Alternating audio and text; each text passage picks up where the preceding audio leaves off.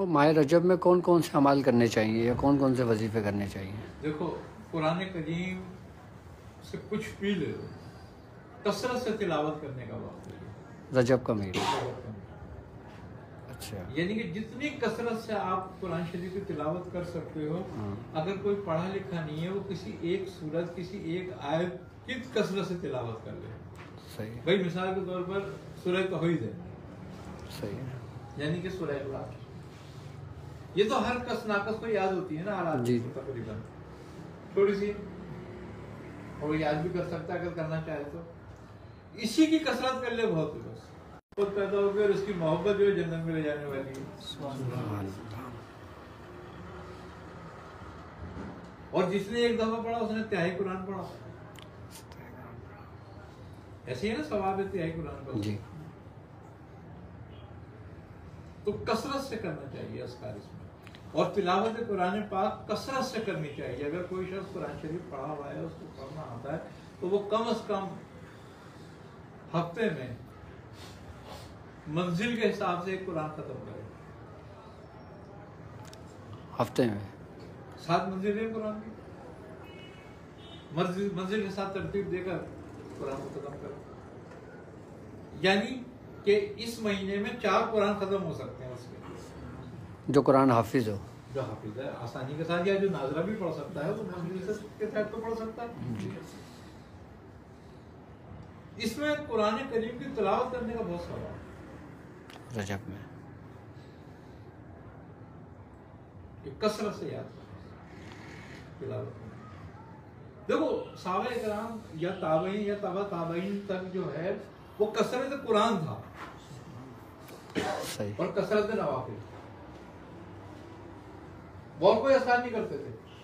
या तो कुरान करीम कसरत से पढ़ते थे, या फिर नवाफिल कसरत से पढ़ते थे।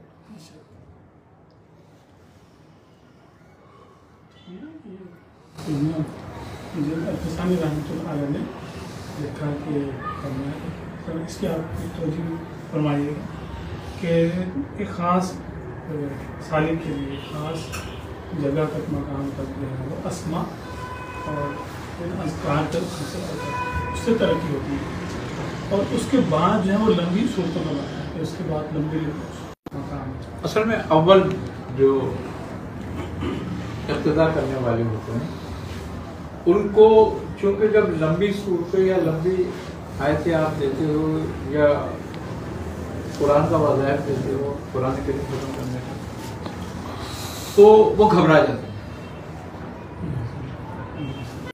हैं, वो उकताहट पैदा होती है। तो अब अज़कार में उकताहट नहीं होनी चाहिए, अभी वो उसकी लज्जत से वाकिफ नहीं होते हैं, लिहाजा उनको फिर इस्मा में लगाया दिए जाते हैं। जैसे कि मिसाल के तौर पर चिश्तिया खानदान ने एक अस्कार राइज करे कि भाई 2 तस्बीह ला इलाहा इल्लल्लाह की पढ़ लो, 4 तस्बीह अल्लाह की पढ़ लो, 6 तस्बीह अल्लाह की पढ़ लो, 6 तस्बीह दुरूद पाक की पढ़ लो, सल्लल्लाहु अलैहि या मोहम्मद पढ़ लो, सल्लल्लाहु अलैहि वसल्लम पढ़ लो, चाहे दुरूद को सा पढ़ लो। तो अब वो क्या है, ये छोटा अस्कार है, अब इसको करेंगे दिल लगेगा, अलकसाहट नहीं आएगी, उनको कसारत पैदा नहीं होगी। अच्छा, इससे ज़ौक़ पैदा होगा, जो इसमें लगेंगे एक ज़ौक़ पैदा होगा। जब ज़ौक़ पैदा होगा तो फिर साथ में फिर कोई इस्म तालीम कर दो कि भाई इस इस्म पे आओ, इसको इतना पढ़ो, इसको इतना पढ़ो। अब हम किसी को पहले 1000 मरतबा कहते हैं भाई इसमें ज़ात पढ़ो, फजर की नमाज के बाद टाइम है तो फजर की नमाज के बाद पढ़ो। अब उन्हें फजर की नमाज, उसने कहा और कुछ बता दो, कहने के ज़ोहर के बाद भी पढ़ो, और कुछ बता दो, कहने असर के बाद भी पढ़ो, और कुछ बताओ, कहने मगरिब के बाद भी पढ़ो, फिर इशा के बाद भी पढ़ो। अब उसने कहा जी इन तीनों में तो टाइम नहीं हो सकता, मुझे 3 नमाजों में, तो ज़ोहर में, असर में, मगरिब में मैं काम में होता हूँ। तो कहने लगे फिर ठीक है, ऐसा कर 3 सुबह पढ़ो, 3 शाम पढ़ो, 3000 मरतबा इशा के बाद पढ़ ले। अब वो आज से ऐसे ज़ौक़ में आ रहा है। जब उसको इस्तिकामत हो जाए और वो इस्मा का जिक्र 12000 तक पे आ जाए, अगर भूखा कर रहा है तो 11,000 तक आ जाए, अल्लाह का कर रहा है तो 12,000 तक आ जाए। फिर उसके बाद उसकी तालीम शुरू होगी आया।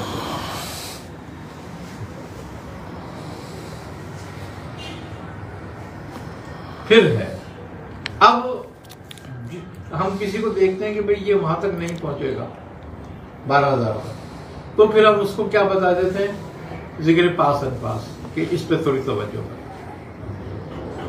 तो जब वो जिक्र पास एंड पास पे आता है तो ऑटोमेटिक वो 12,000 में पहुंच जाता है, और जब वो ऑटोमेटिक 12,000 में पहुंच जाता है तो उसको ज़ौक़ पैदा हो जाता है, तो उसका ध्यान रखता है। यानी कि कुरान करीम दुनिया की वाहिद कलाम है कि जिसको तुम 100 साल पढ़ते रहो, तुम में एक नई बात खुलेगी, एक नया राज खुलेगा। इससे कभी तुम्हें यह नहीं होगा ये सैर हो गया, मुझे सब पता चल गया, कभी भी नहीं होगा ऐसा। पूरी वो उम्र खिज़र लगा ले अपनी और इस किताब को पढ़ता रहे, तो उम्र खिज़र के साथ एक नया राज खुलता रहेगा। कभी उसका ज़ौक़ पूरा नहीं होगा, भरेगा नहीं दिल उसका, कि वाहिद किताब है। अच्छा, इस किताब का कमाल ये है इस कलाम का कि आप किसी को सूरह कौसर, किसी को सूरह इखलास या किसी को और कोई सूरत पढ़ने के लिए बता दो, हजारों की तादाद में, वो हजारों की तादाद में पढ़ता रहेगा, और सालों पढ़वाते रहो, सालों पढ़ता रहेगा। बाकी दुनिया की कोई इबादत उसको जरा दे दो और बोले इतने दिन पढ़ ले, नहीं पढ़,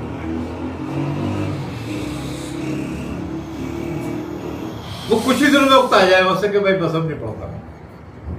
लेकिन ये वाहिद कलाम है कि इसको जितना पढ़ते जाओगे, जितना पढ़ते जाओगे, उतना ज़ौक़ तुम्हारा बढ़ता जाएगा। ये भी इसका कमाल है। और ऑटोमेटिक तुम्हारे अंदर तहारत पैदा करता है। तुम जितने ज्यादा जो डूबते जाओगे ना, तुम उतने लोगों से अलग होते जाओ, उतने ही गफलत के काम से अलग हो जाओगे, हर फासिद काम से अलग होते जाओगे। अपने आप का भाग तुम्हें आने लगेगी। तुम्हें ये नहीं कि तुम्हें कोई कहेगा ये बुरा है, तुम्हें खुद बुरा लगने लगेगा। क्यों? कि खैर का कलाम,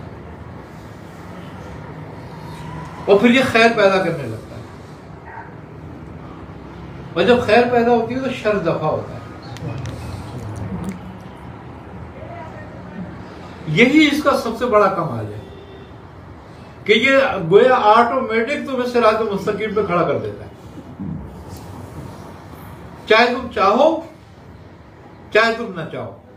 मगर जब तुमने इसकी संगत ले ली तो ये तुम्हें फिर गुमराह नहीं होने देता। इसीलिए कहा गया है कि इस किताब को मजबूत से थाम लो। कोई इसकी एक आयत पर भी आ जाएगा ना, वो ऑटोमेटिक हिदायत पर आ जाएगा।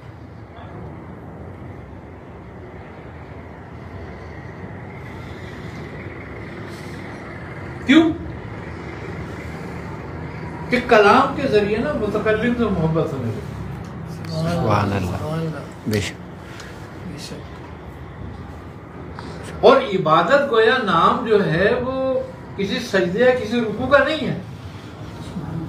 इबादत तो नाम ही मोहब्बत का है कि जब मोहब्बत पैदा हो गई तो इबादत पैदा हो गई, इबादत कामिल हो गई। और ये अगर इबादत में कसालत हुई तो फिर इसके मुंह पे मारी जाएगी कि पकड़ लेती है कि हमें नहीं चाहिए, क्यों परेशान होकर कर रहा था।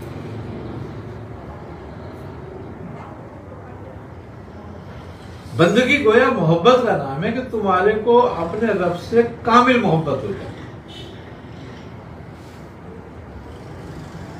और इला के मायने भी सजदा कराने वाला नहीं है,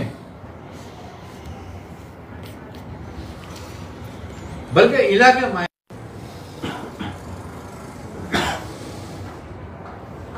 और अबद के मायने मुकम्मल तकलीद करने वाले के हैं। यानी कि वो पूरी तरह उस गुलामी को इख्तियार कर ले।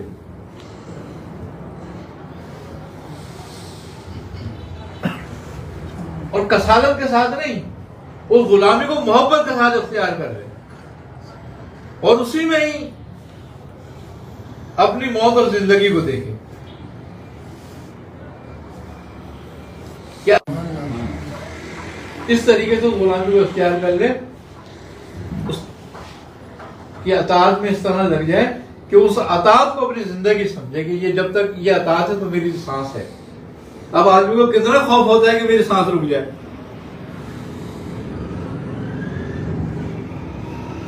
सांस रुक जाए कितना खौफ होता है आदमी को कि मैं मर नहीं जाऊं, बस मेरी सांस ना रुक जाए। तो इतना ही खौफ इस बंदगी का रखे कि जब तक मैं इसमें हूं तो मेरी सांस नहीं रुकने वाली, और इससे हटा मैं गया, मर गया। क्योंकि मौत नाम तुम्हारे जिस्म के साकित होने का नहीं है, जिक्र से गाफिल होने का, बल्कि मौत नाम इस बात का है कि तू अपने आका से मुंह फेर दे, या उसकी हुकूमतुली करे या उससे बगावत करे। ये मौत है तेरी। और ये मौत भी वो मौत है जो मलाऊन मौत है। अताअत के दौरान जो जिस्म तुम्हारा साकित हो जाता है और तुम्हारे जिस्म को छोड़ देती है, तो वो इसलिए नहीं छोड़ देती कि तुझे मौत आ जाए, इसलिए छोड़ देती है कि अपने मालिक की हकीकी तरफ चल कि और नजदीक हो जाए, कुर्ब हो जाए उसको हासिल उसका और ज्यादा, ताकि जो एक हिजाब है ये जिस्म का और नफ्स का, ये भी निकल जाए। वो कमाल मौत है, उसको मौत नहीं कह सकते वो, क्योंकि तेरी बका है कि तू बाकी की मोहब्बत में मरा, बाकी हो गया, तुझे बका हासिल हो जाती है। तो हम इबादत जो है वो इस बात को समझते हैं कि जाके पूरा अपना वो उतार लो बस, खाली बोझ। इबादत इस चीज का नाम ही नहीं है, ये तो खामखा की नौकरी है। जैसे कि वो चौधरी नहीं होते गांव के, कि मर्जी न मर्जी बेकार करनी पड़ेगा वरना चौधरी मारेगा। तो ये बेकार वाला काम नहीं है, ये मोहब्बत वाला काम है कि दिलो जान से बसेरी जिंदगी का मकसद ये होना चाहिए। और अगर दुनिया में कोई मकसद रखता है तो फिर तो गुमराह है।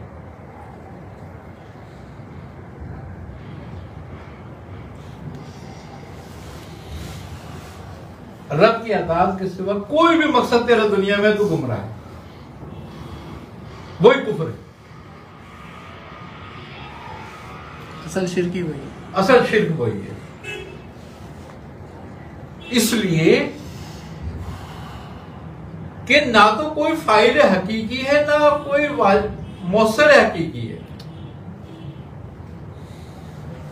तो फिर तेरा मकसद क्या?